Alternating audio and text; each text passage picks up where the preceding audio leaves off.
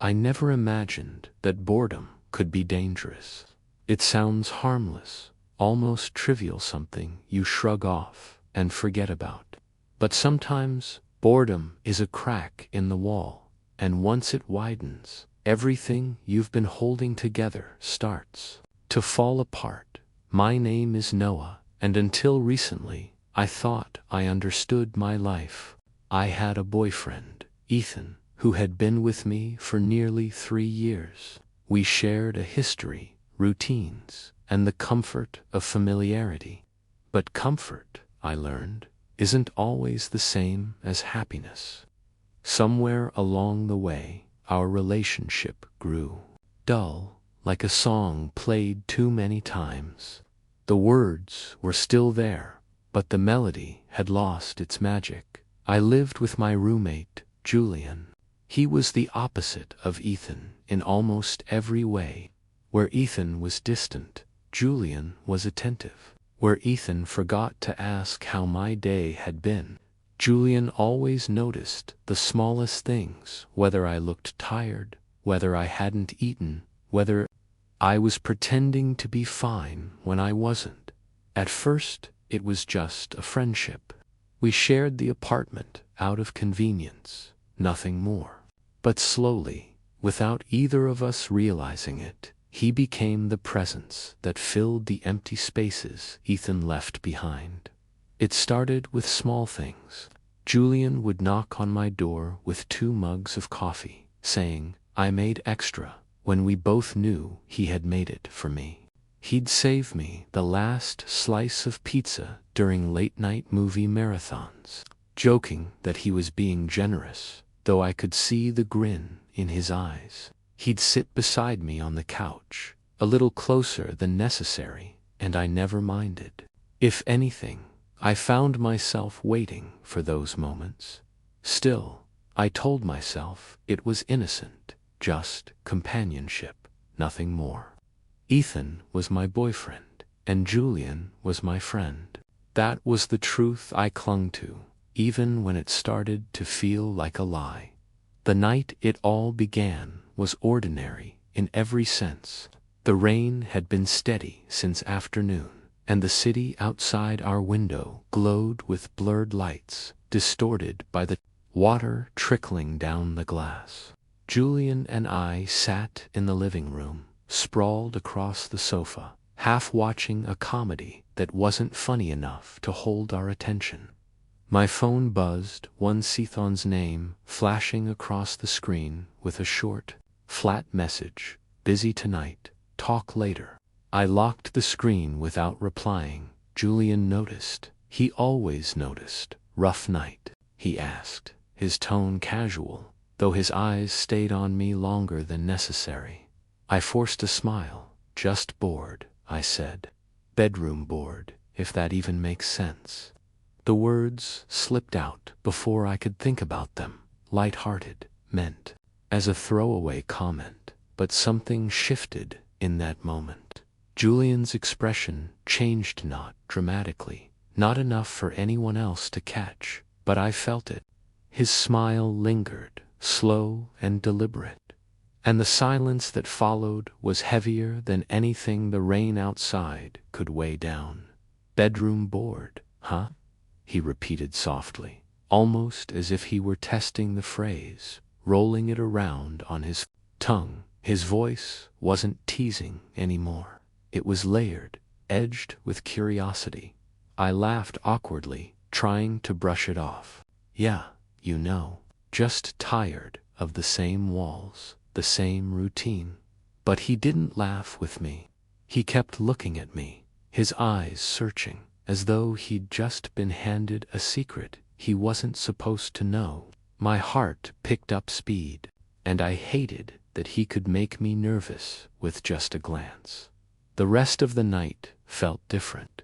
We sat close, too close, and every time our shoulders brushed, I wondered if it was an accident. When Julian stood to grab another drink, I caught myself watching him longer than I should have. The line between friendship and something else began to blur. And though I tried to push the thought away, it kept returning, lying in bed later. I replayed the moment over and over, the way he'd smiled when I said bedroom board, the way he'd repeated it like a promise. I told myself I was overthinking it, that Julian hadn't meant anything by it. But deep down, I knew it wasn't the words that haunted me. It was the look in his eyes.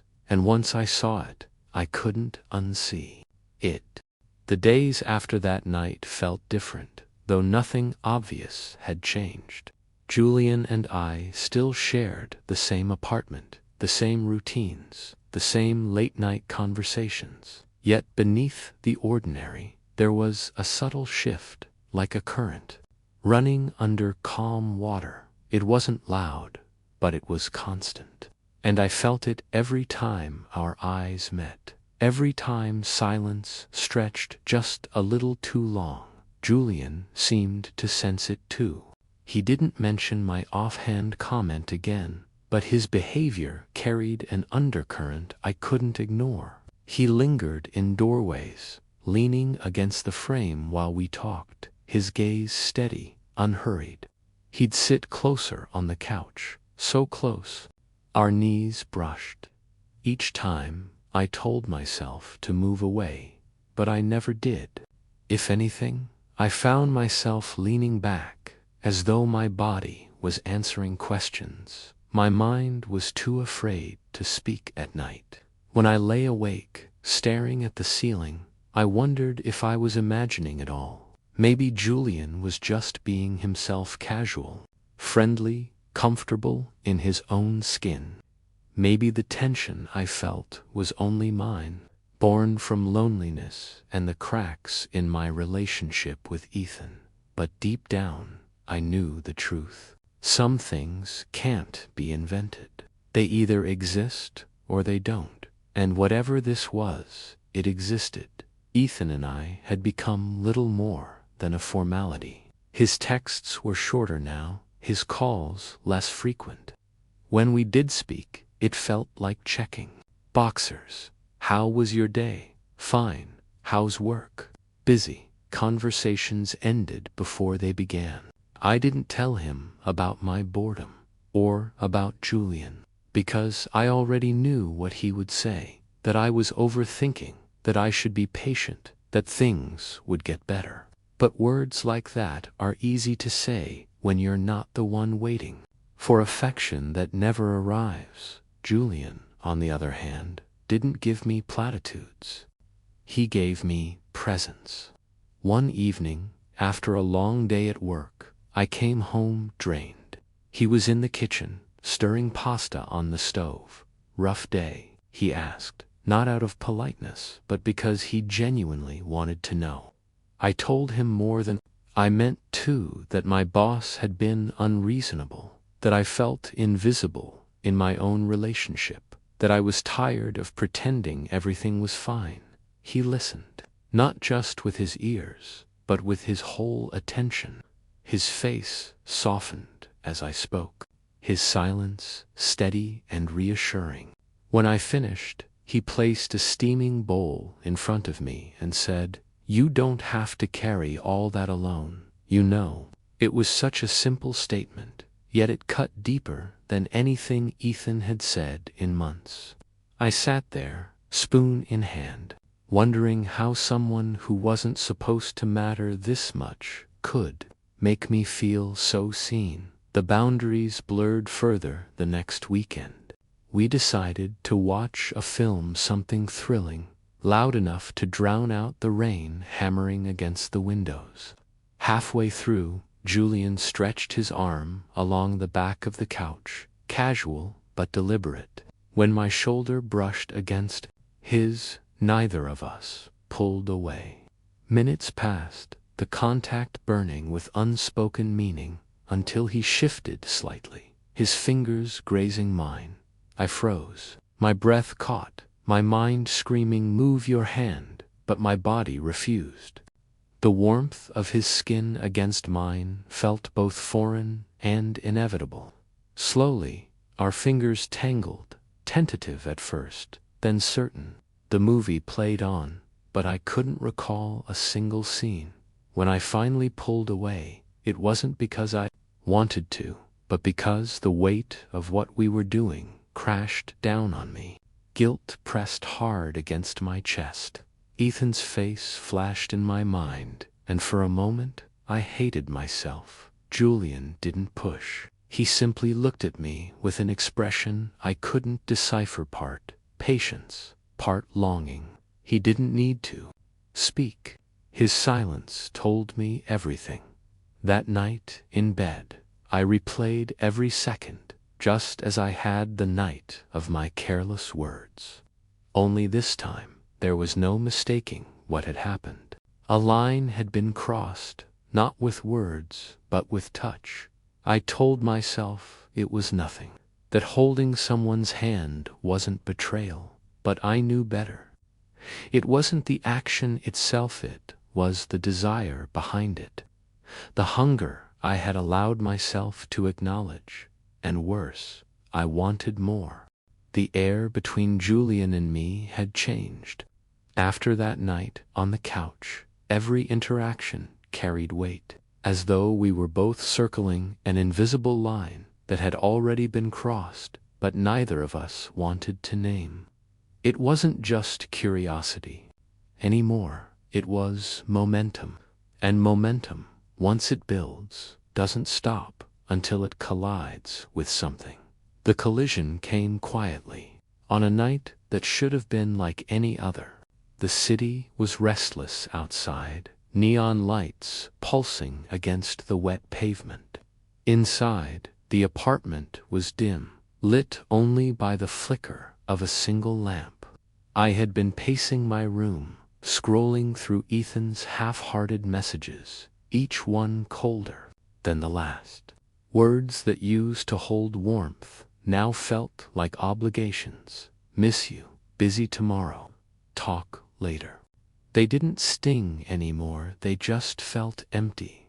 I walked into the living room to find Julian stretched across the sofa, a book open in his hands. He looked up, his eyes meeting mine, and in that simple glance, I felt more connection than in all of Ethan's words combined. "Can't sleep?" he asked. I shook my head, just restless. He closed the book, setting it aside. "Join me." His voice was steady, but there was an undertone, invitation. I sat down beside him, too close, though neither of us mentioned it. Silence filled the room, but it wasn't awkward. It was thick, humming with everything we hadn't said. I wanted to fight it, to hold on to some last shred of loyalty, but the truth was, I had already betrayed Ethan in my heart long before my body considered it. Julian's hand brushed against mine again, and this time I didn't hesitate. My fingers reached for his, as though they had been waiting all along. The moment our hands clasped, the dam broke. He leaned closer, his voice low, almost a whisper. "You don't have to keep pretending, Noah." The words undid me. All the loneliness, the yearning, the ache I had carried in silence surged forward. I turned to him, and before I could think, before guilt could remind me of the promises I was breaking, our lips met. The kiss wasn't wild or hurried. It was slow, deliberate, the kind of kiss that doesn't just steal breath, gives it back. My heart pounded, torn between guilt and relief, shame and desire. For once, I wasn't invisible. For once, I was wanted, wholly and without hesitation. When we finally pulled apart, reality came crashing in. I leaned back, running a hand through my hair, my chest heaving.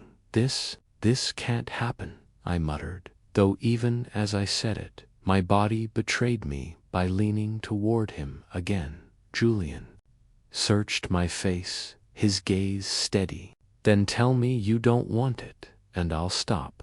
But I couldn't. The words wouldn't come, because they would have been a lie, and he knew it.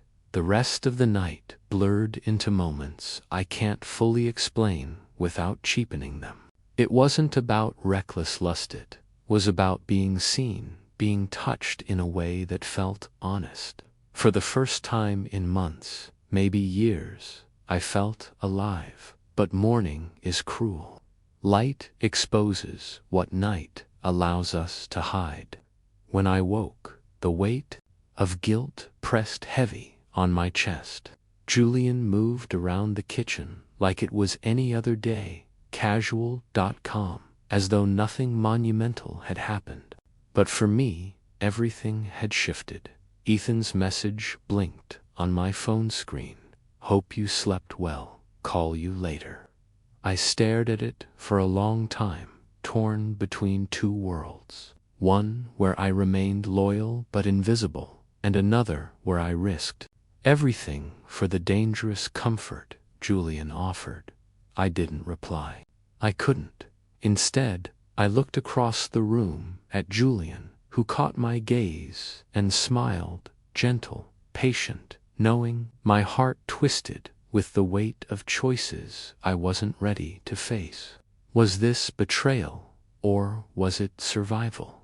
Was it weakness, or the desperate need for something real? The truth is, I don't have an answer.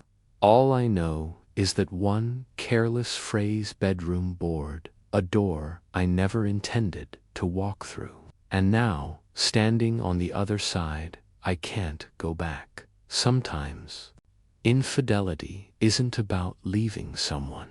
It's about finding yourself in the arms of someone you never expected. And whether right or wrong, the bond Julian and I now share is one I can't pretend away. If you've ever felt torn between loyalty and desire, between what's right and what feels real, then you know the weight of choices like mine. This was my story, but maybe, in some way, it's yours too.